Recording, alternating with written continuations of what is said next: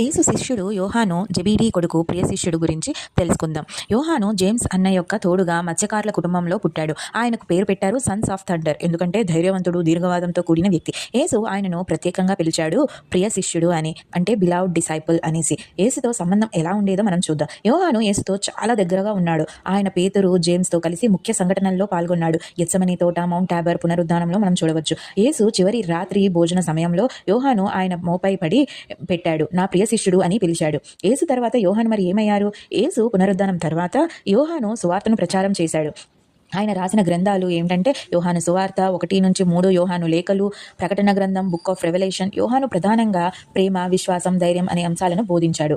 Roman పాలకులు యోహాను సువార్త ప్రచారం వల్ల కోపంగా ఉన్నారు. ఆయనను పట్మోస్ దీవికి పరారయించి జైలులో ఉంచారు. ఆ జైలులో ఉన్నప్పటికీ ఆయన దేవుని ఆదేశాలను పొందాడు. అక్కడి నుంచి ప్రకటన గ్రంథం రాశాడు.